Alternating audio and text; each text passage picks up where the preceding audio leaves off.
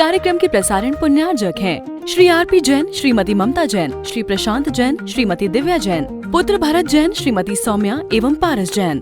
प्रत्येक संसारी प्राणी अपने अपने कर्म के फल को भोगने के लिए यत्र तत्र विभिन्न गतियों में गमन करता है और वहाँ पर जाकर के अतीत में अज्ञान दशा में जो अर्जित कर्म है उसका फल का उपभोक्ता होता है और कर्म के फल भोगते समय यदि पाप कर्म का उदय आया है तो दुख का अनुभव करता है, यदि पुण्य का उदय आया है तो तत्संबंधी व सुख का अनुभव भी करता है।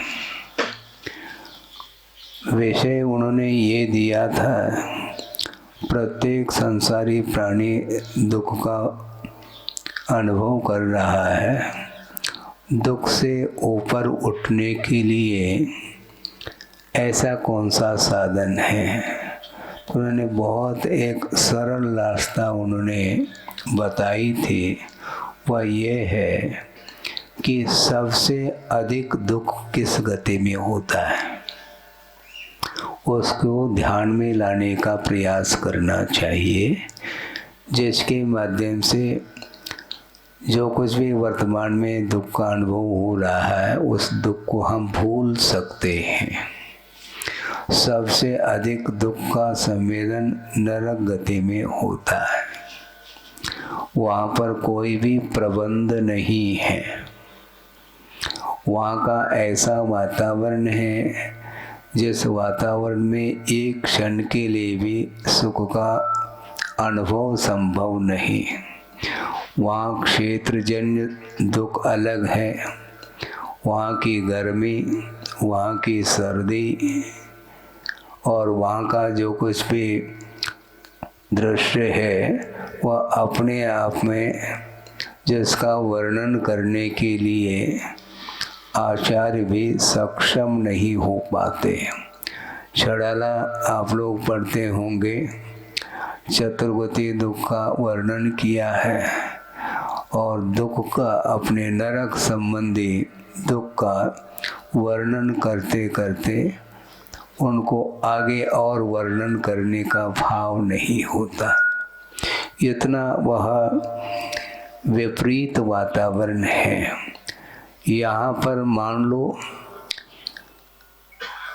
किसी के साथ अच्छा प्रगाढ़ संबंध है मित्रता को लेकर के और स्नेह के साथ ही वह पूरा जीवन व्यतीत किया है, किंतु आसक्ति के फलस्वरूप दोनों का अवसान हो जाता है तो नरगति में वह पहुंच जाता है। वहाँ पर अब परस्पर में स्नेह नहीं होगा। यहाँ पर तो जिंदगी भर वह स्नेह के साथ रहा, आपस में प्रेम के साथ ही जीवन को गुजारा है। इसके बाद वहाँ जाने के उपरांत परस्पर में मित्रता संभव नहीं। ऐसा क्यों? भव संबंधी न, वहाँ की जो पर्याय है उस पर्यायगत ही एकमात्र विशेषता है कि पूरा का पूरा इतिहास वह भूल जाता है और विपरीत परस्पर में संबंध रखता है। एक दूसरे को दुख देना ही उसका एकमात्र कार्य रह जाता है। परस्परो उदीरित दुख का एक सूत्र आता है, एक दूसरे में उदीरित दुख वाले होते हैं वो शांत कभी भी एक क्षण के लिए भी नहीं बैठ सकते, क्योंकि यहाँ पर जो शांत बैठा है वह भविष्य के लिए उसके लिए बहुत शांतिपूर्ण वातावरण मिल सकता है। और यहाँ पर यदि वर्तमान में एक क्षण के लिए भी वह शांति का अनुभव नहीं करता, एक दूसरे के प्रति कलह पैदा करके वह आनंद का अनुभव करता है, तो उसके लिए वहाँ पर जगह है। और यहाँ पर एक क्षण के लिए, कुछ ही समय के लिए पाप का भाव कर लेता है तो उसका फल भोगने के लिए उसको कितना समय लगता है, 33 सागर तक वहाँ पर और कोई भी चर्चा नहीं, और कोई वहाँ पर अच्छे दुकान हो, मकान हो रहने के लिए, कोई भी नहीं वहाँ पर। और ऐसे दृश्य वहाँ पर देखने को मिलते हैं जो भयावह दृश्य माना जाता है। वे सारे नारकी अपने ही विक्रिया के माध्यम से विभिन्न प्रकार के अस्त्र शस्त्र के रूप में अपने आप के शरीर को बना लेते हैं और एक दूसरे को दुख पहुंचाने के लिए सामने आ जाते हैं। इसलिए आचार्यों ने ये कहा, उस नारकी दुख के साथ यदि मनुष्य के दुख की तुलना करते हैं तो मनुष्य भव में जो दुख उत्पन्न होता वह राई के बराबर है, और वहाँ पर जो दुख उत्पन्न हो रहा है वह सुमेरु पर्वत के समान है। इतना महान दुख का अनुभव उसे करना पड़ता है। इसलिए अपने आप के दुख को मिटाने के अपेक्षा से उस प्रकार के जो नारकी जो पर्याय में पहुँचे हुए जो जीव हैं उनके दुख के बारे में थोड़ा सा सोचेंगे तो हमें रास्ता खुल सकता है। सम्यक दर्शन की उत्पत्ति में एक कारण माना है वेदनानुभव। वह कारण मात्र नरकों में ही संभव है। तिर्यंच गति में भी वेदना तो होती है, किंतु नरक गति की तुलना में वेदना बहुत अल्प मात्रा में होती है। इसलिए उस वेदना के माध्यम से ही उसको सम्यक की उत्पत्ति होती है। जाते ही जाति स्मरण हो जाता है तो वह विस्मय करता है कि ये किसका फल है। ये अतीत में हमने जो परस्पर में एक दूसरे के प्रति जो दुर्भावना रखी थी, जो दुर्व्यवहार किए थे, अनीति अत्याचार अनाचार इत्यादि किए थे, उसका यह प्रतिफल है। इस प्रकार उसको अवधि ज्ञान के माध्यम से अथवा जाति स्मरण के माध्यम से ज्ञात हो जाता है, तो वहाँ पर वह पश्चाताप करता है और उसी के फल स्वरूप सम्यक की उत्पत्ति भी हो सकती है और होती है। किंतु वह आत्मग्लानि करता है, हमने अच्छा कार्य नहीं किया, हमने अतीत जीवन में जो कृत्य किया है वह बिल्कुल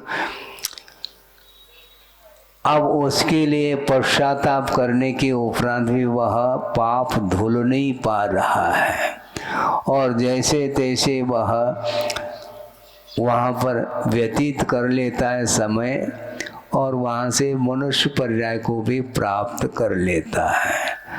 लेकिन वहाँ पर ये सोचता है कि मैं भगवान अब इस प्रकार का कृत्य कभी भी नहीं करूँ, किंतु जैसे ही मनुष्य पर्याय मिल जाती है, यहाँ की हवा एक अलग ही प्रकार की है, तो पुनः तैयारी कर लेता है।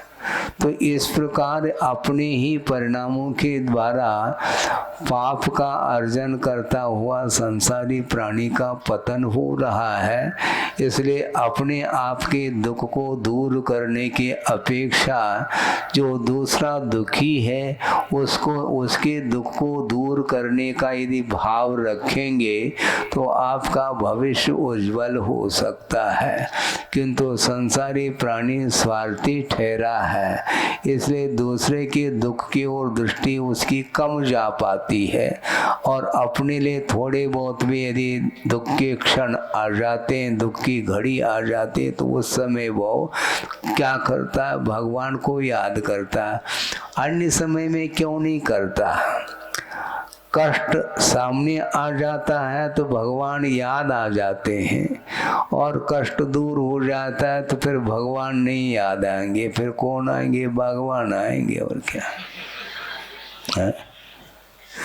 बस दुकान मकान खाने पीने की और अन्य जो सांसारिक सुख इत्यादि है उसमें वह लग जाता है, भगवान को भी भूल जाता है और गुरु को भी भूल जाता है, जिदवानी को भी भूल जाता है और अपने कार्य को करने के लिए वह तत्पर हो जाता। इन किन प्रकार से हमें सुख उपलब्ध हो ये भाव उसका रहता है। इन किन प्रकार से ठीक नहीं, किंतु नीति न्याय के अनुरूप अर्थोपार्जन करके अपने आजीविका का निर्वाह करना वह हमारे लिए हानिकारक नहीं है। इसलिए नहीं है क्योंकि वह नीति न्याय को भूला नहीं है और अनीति का सहारा लेता है तो उसको कदम कदम पर असत्य का आलम्बन लेना पड़ता है, हिंसा का आलम्बन लेना पड़ता है, चोरी के भाव भी जागृत होते हैं और मूर्छा बढ़ती चली जाती है। तृष्णा जिसको बोलते वह बढ़ती ही चली जाती है। कल भी कहा था, परसों भी कहा होगा, ये तृष्णा बहुत विचित्र प्रकार की तृष्णा है। पेट भरने के उपरांत भी पेटी भरने का भाव हमेशा बना रहता है। अजीब सा लगता है। मान लो आज अर्थ का उपार्जन करके उसका व्यय कर लेता, दूसरे दिन और कमाता है तो उसके लिए तो फिर भी ठीक है, किंतु हम आपके सामने एक विकल्प रखना चाहते हैं। वह ये है कि अरबपति अथवा खरबपति भी है, मान लो कोई, इसके उपरांत भी व्यवसाय को बंद नहीं करता। उस व्यवसाय की आवश्यकता क्या है? इसी को तृष्णा बोलते हैं। जो वित्त है, जो संपदा है, वो कई पीढ़ी तक वह बिना व्यवसाय किए वो संपदा का उपयोग हो सकता है जीवन में। इसके उपरांत भी और की जो भूख है वह कभी समाप्त नहीं, उसकी समाप्त होती ही नहीं वो, इसलिए उसमें लगा रहता है, क्योंकि उसके बिना उसका मन नहीं लगता। 80 साल के अथवा 90 साल के भी हो गए मान लो दादाजी, उनको बोल दिया जाए कि दादाजी आप बहुत हो गया, आप थोड़ा सा हैं क्या धर्म ध्यान करो, धर्म ध्यान करने का समय आया है, इसलिए हम लोग देख लेंगे। अब थोड़ी बहुत आप तीर्थ यात्रा है और भी मंदिर इत्यादि में जा करके जाप है, स्वाध्याय इत्यादि करो और आपकी सेवा हम कर लेंगे। किंतु वह बोलता क्या है, हमें सेवा की जरूरत नहीं है क्योंकि मेरा मन घर में नहीं लगता, मेरा मन तो दुकान में ही लगता है। अब उसको क्या करेंगे? भले ही वह दुकान में बैठे रहेंगे, अपने गोद में नाती को वह खिलाते रहेंगे, मनोरंजन करते रहेंगे, लेकिन मंदिर में समय कट नहीं पाता महाराज। तो समय भी काटा जाता है कि क्रोध से काटते हैं, कि आरा से काटते हैं, काय से काटते हैं आप समय है? समय कट नहीं पाता। टाइम पास, अरे स्वयं फेल हो रहे हो, टाइम को पास करना है क्या? टाइम तो वो गुजरता ही चला जाएगा, किंतु जीवन जो है ना आपका पतन की ओर है। तुम स्वयं फेल हो रहे हो क्योंकि टाइम पास कर रहे हैं आप, इसलिए टाइम पास करने के लिए जीवन नहीं मिला है। बहुत यह दुर्लभ पर्याय है, इसका एक एक समय सदुपयोग करने के लिए यह पर्याय मिली है। इसके उपरांत भी उस ओर दृष्टि नहीं जा पाती। छोटे छोटे बालक है मान लो, वो तो ठीक है, उनका जीवन है, अभी प्रारंभिक है, किंतु जो दादाजी है अथवा पिताजी है 80-80, 90-90 साल को छू रहे हैं, अभी भी वो तराजू को नीचे रखना पसंद नहीं करते हैं। हाँ, तराजू चाहिए, रहो, करते रहो। हाँ। कौन कह सकता है? ये कहने का विषय ही नहीं है, क्योंकि जो समझना चाहता है उसको थोड़े बहुत संकेत दिए जा सकते हैं, समझाया जा सकता है। गुरुदेव का ये कहना है, ये मौलिक समय है, ज़्यादा समझाने में समय का अपव्यय मत करो। जो समझना चाहता है उसके लिए थोड़े बहुत संकेत की, इशारे की आवश्यकता है। बोलते हैं ना, समझदार के लिए इशारा काफ़ी, लेकिन समझदार ही मझदार में चला जा रहा है। समस्या ये हो रही है, समझ रहा है लेकिन अपने अनुरूप ही समझना चाहता है। शास्त्र के जो विषय है उसको भी अपने अनुरूप ही अर्थ निकालने का पुरुषार्थ करता है, किंतु जो कहा गया है जिससे बचने के लिए उपदेश है, उससे वह बचना नहीं चाहता, विषय और कषाय को भूलना नहीं चाहता है। भूल न जाऊं, मान लो सुनने में नहीं आ रहा, ऊंचा सुन रहा है तो मशीन फिट कर लेता है वो। ठीक है, आंखों से दिखाई नहीं दे रहा तो चश्मा की जरूरत है, और सुनने में नहीं आ रहा तो वहाँ मशीन फिट कर लेता है, और दांत निकल गए तो नकली सेट लगा लेता है दांत। आखिर समय तो निकल ही रहा है, उसको कोई बांध नहीं सकता। इसलिए अपने को एक एक पल जो है ना बहुत महत्वपूर्ण है, इनको विषय और कषायों में कभी भी व्यतीत नहीं करना चाहिए। किंतु संसारी प्राणी घंटों विकताओं में व्यतीत कर लेता है, किंतु सत कथा में वह 5 मिनट में गुजारना उसको बहुत कठिन लग रहा है, क्योंकि रुचि नहीं है, रुचि का अभाव है। तो रुचि, जैसे मान लो आपको भूख नहीं लग रही है तो रुचि घट रही है, तो रुचि को जागृत करने के लिए लवण भास्कर है, सुबह उठ करके दैनिक भास्कर हाथ में लेता है और भोजन करते समय लवण भास्कर का प्रयोग करता है। ये सब क्या है? ये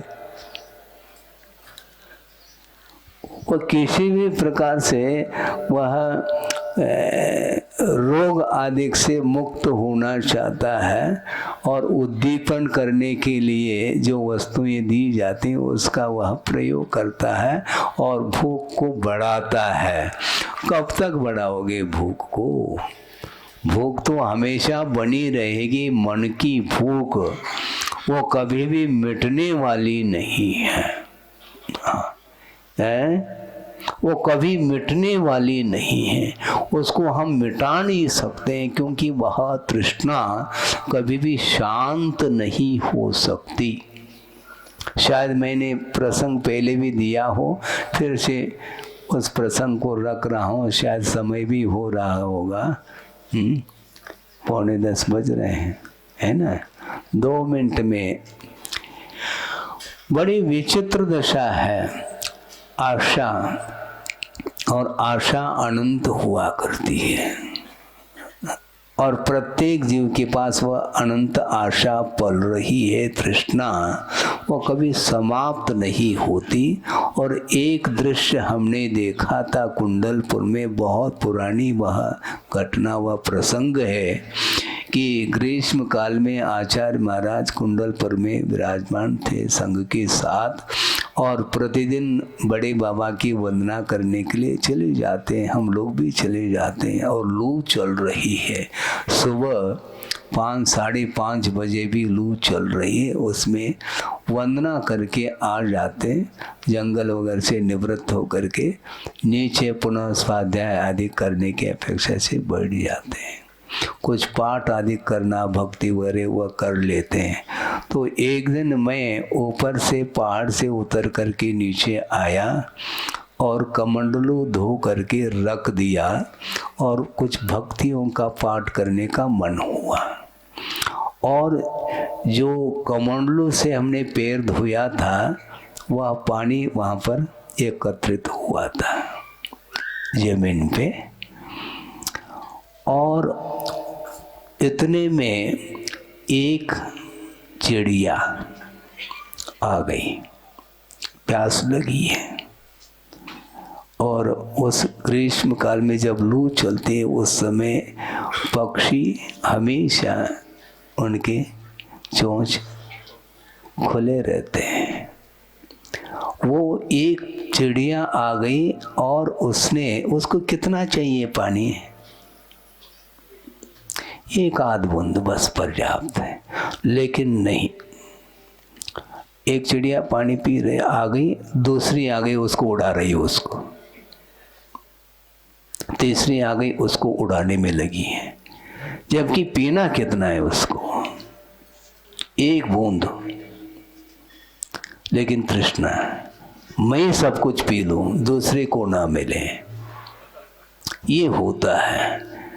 पुंज आपने चढ़ाया, उसमें से दाना चुगना, एक आध 2-4 दाने बस, लेकिन दूसरे को नहीं देना। ये सब क्या है? ये इसी को तृष्णा बोलते हैं। दूसरे को ना मिले, मैं सब कुछ ले लूं, ये जो भाव है, जबकि क्षमता बिल्कुल नहीं है। एक आध दाने चुगने की क्षमता है, उतने में पेट भर जाएगा और एक आध बूंद पानी में उसकी प्यास बुझ जाएगी। भले ही कालांतर में फिर पिएगी, ये बात अलग है, लेकिन घड़ों घड़ों पानी वो पीने की क्षमता ही नहीं है। लेकिन आशा जरूर है। तो उसको लेकर के हमने सोचा कि इसी को लिखा है, शास्त्र में बिल्कुल जो भी लिखा वो सही लिखा है। दूसरा भी जीवन जिए, ये भाव नहीं होते। नारा जरूर लगाते हैं, जीवो और जीने दो, और कौन जी रहा, किसको जला रहा है, हमें बताओ। केवल मुख से बोलने मात्र से काम नहीं चलने वाला, किंतु परस्पर में एक दूसरे के जीवन में उसके सुख दुख में भाग लेना चाहिए। किंतु उसके सुख दुख में वह भाग नहीं लेता, भाग जाता है। वो भाग लेना चाहिए, नहीं लेता। वो उसका कर्म का योग है। हम क्यों सहयोग दें?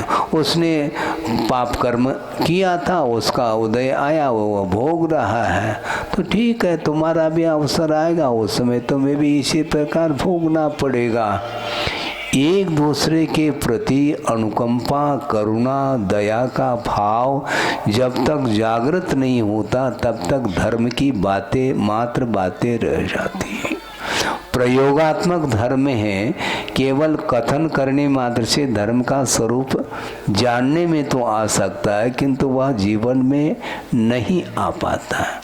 और पूरा जीवन निकलने को हो रहा है, इसके उपरांत भी वह एक दूसरे की चिंता नहीं, मात्र अपनी चिंता करता है।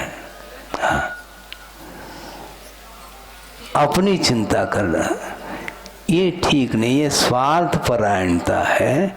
इसलिए जिस प्रकार आप लोग अपने परिवार का पालन पोषण करते हैं, उसी प्रकार पशुओं के पालन पोषण करने का भी भाव आपके अंदर जागृत होना चाहिए।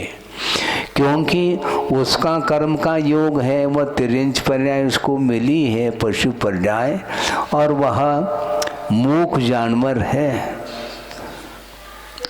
बोल नहीं सकता, कुछ कह नहीं सकता, अपनी वेदना को व्यक्त नहीं कर सकता, उसका जीवन कदम कदम पर बिल्कुल पराधीन है, उसके लिए कोई भी प्रबंध नहीं है, और आपकी प्रबंधकारिणी कमेटी है, उसकी कौन सी कमेटी है हमें बताओ, कौन सा प्रबंध मिल रहा है उसके लिए। आवारा भी घूमने वाले पशु घूम रहे हैं, जिसके लिए दिन भर में एक आध कोई टुकड़ा मिल जाए, कागज का भी मिल जाए, बहुत बड़ी बात हो गई। प्यास लगी है, भूख लगी है, और अनेक प्रकार के शरीर में रोग हो रहे हैं, सारे सारे कीड़े इत्यादि लगे हुए हैं, और वेदना हो रही है, और उस वेदना को दूर करने के लिए कोई साधन नहीं है, वो कैसे करेंगे मुझे बताओ। इसके उपरांत भी आचार्य कहते हैं उसका कर्म का योग है, किंतु अपना कर्तव्य बनता है, क्योंकि वह भी जीव है तो सुख और दुख का संवेदन उसको भी होता है, उसके जीवन में भी प्रतिकूलता आती है।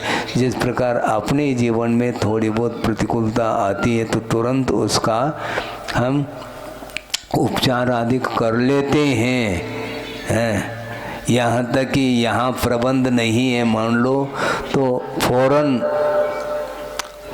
चले जाते हैं, हाँ, विदेश जा कर के वहाँ पर विशेषज्ञ को दिखाएंगे और वहाँ पर उसका उपचार इलाज होगा और लौट आते हैं। उन पक्षियों के लिए क्या प्रबंध है। इसलिए वस्तुतः यह अहिंसा धर्म प्रयोगात्मक है, और गुरुदेव ने अपने जीवन में जगह जगह गौशालाओं के लिए प्रेरणा दी है, और आज भी वो गौशालाएं चल रही हैं, वहाँ पर पशुओं का संरक्षण हो रहा है।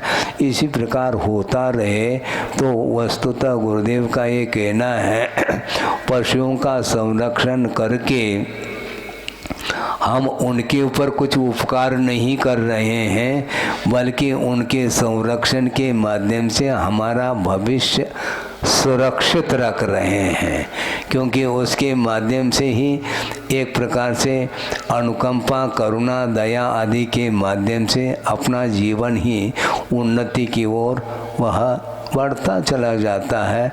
इसलिए आत्मोन्नति के लिए व्यापक रूप से जो अहिंसा धर्म है उसकी उपासना करते हुए अपने जीवन को भी ऊपर उठाने का प्रयास करना चाहिए।